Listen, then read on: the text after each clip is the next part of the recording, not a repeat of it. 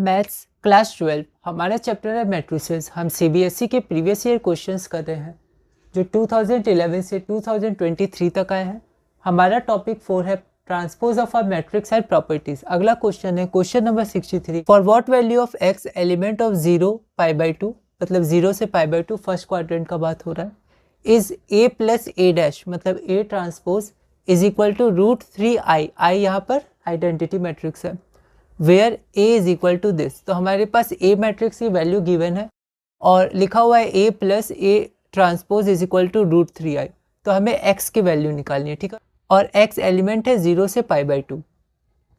तो ये चार ऑप्शन है। यह क्वेश्चन सीबीएसई 2023 में 1 मार्क का आया था। एक बार आप इसे ट्राई करिए, फिर हम आगे बढ़ते हैं। तो हमने सबसे पहले गिवन लिख दिया a की जो मैट्रिक्स में वैल्यू दी गई थी, ठीक है। उसके बाद इस इक्वेशन में हम वैल्यू पुट करेंगे। तो a की वैल्यू तो गिवन है, पहले a ट्रांसपोज निकालेंगे। तो a ट्रांसपोज क्या होता है, रो कॉलम्स में चेंज हो जाते हैं, ठीक है।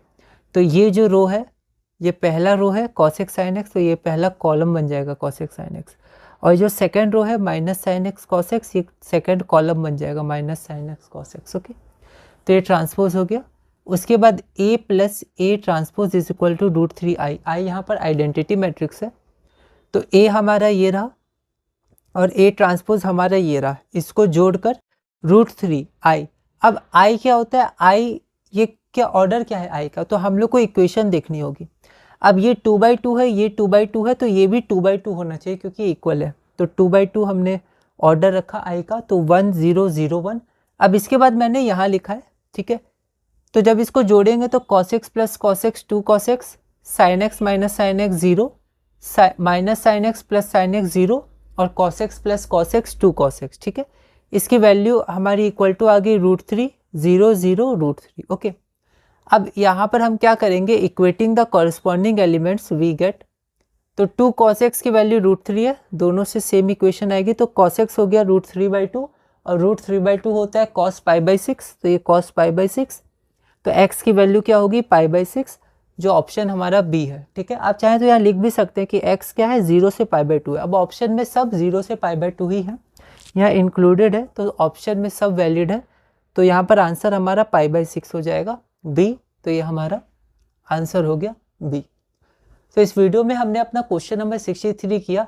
अब एक क्वेश्चन और मैं लिख देता हूँ, वो सिमिलर क्वेश्चन है। आप ऐसे जैसे हमने किया इस तरह से वो क्वेश्चन आप बना सकते हैं।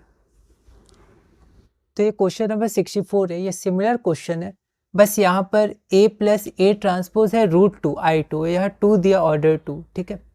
और अगर ये नहीं भी रहता तो भी हम ऑर्डर 2 का ही लेते, और यहाँ पर बस √2 दिया हुआ है। तो आप एक बार इसको सॉल्व करिएगा, सिमिलर मेथड होगा। और यहाँ पर मैं बस इसका आंसर लिख देता हूँ। तो यहाँ पर अल्फ़ा की वैल्यू आपकी π/4 आनी चाहिए, जो इसका आंसर है। तो इस वीडियो में हमने क्वेश्चन नंबर 64 तक किया। अगली वीडियो में हम क्वेश्चन नंबर 65 करेंगे और topic 4 transpose of a matrix and properties में आगे बढ़ेंगे।